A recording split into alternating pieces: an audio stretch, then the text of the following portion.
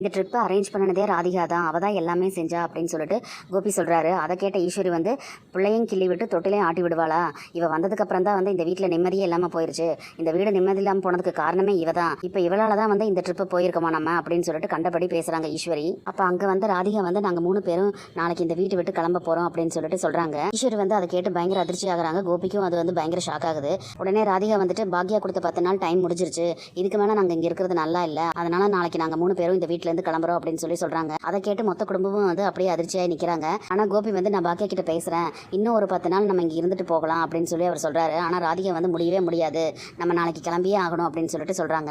உடனே ஈஸ்வரி வந்து ராதிகா கிட்ட எங்களை நிம்மதியாக இருக்கவே நீ விடமாட்டியாடி, உனக்கு உன் பொண்ணு இருக்காதானே, அவளை விட்டுட்டு நீ இங்கே இருப்பியா, அதே மாதிரி தானே நான் எப்படி என் பையனை விட்டுட்டு இருக்க முடியும், ஏற்கனவே உன் கூட ஒரு தடவை அனுப்பிதான் வந்து கோபி வந்து இந்த அளவுக்கு ஆகி கிடக்கிறான், உன்னால தான் அவன் இந்த அளவுக்கு கஷ்டப்பட்டான், மறுபடியும் அவனை கூட்டிகிட்டு போய் அவனை கொல்ல பார்க்குறியா அப்படின்னு சொல்லிட்டு ஈஸ்வரி கேட்டுகிட்டே அழுது புலம்புறாங்க.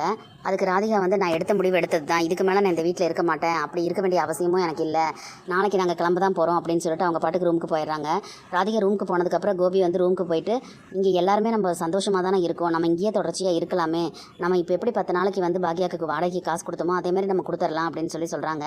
எனக்கு வந்து பாக்கியலட்சுமி இல்லத்தில் இருக்கிறதுக்கு இஷ்டம் இல்லை அப்படின்னு சொல்லிட்டு ராதிகா சொல்கிறாங்க.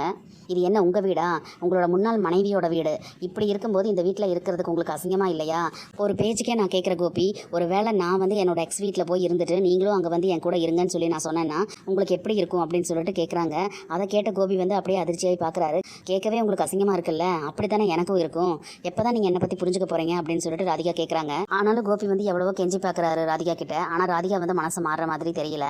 அதுக்கப்புறம் பார்த்தீங்கன்னா கோபி வந்து வீட்டை விட்டு போகிறத நினச்சிட்டு நீ ரொம்ப அழுதுகிட்டு இருக்காங்க அவங்க ரூமில் உட்காந்துக்கிட்டு. அப்போ பாக்யா வந்து அங்கே ரூம்குள்ளே வராங்க. பாக்யா பார்த்தோன்னா என்னம்மா நீ என்னை திட்ட வந்துட்டியா அப்படின்னு சொல்லிட்டு கேட்குறாங்க. இங்கே பாரு இனியா, நான் உன்னை திட்டுறதுக்கெல்லாம் வரல, உங்கள் அப்பா வந்து இந்த வீட்டை விட்டு போகிறத நினச்சி உனக்கு நீ கஷ்டப்படுறேங்கிறது எனக்கு புரியுது, ஆனால் அவருக்குன்னு ஒரு குடும்பம் இருக்குது, அவர் அங்கே தான் போகணும் அப்படின்னு சொல்லிட்டு அவங்க சொல்கிறாங்க.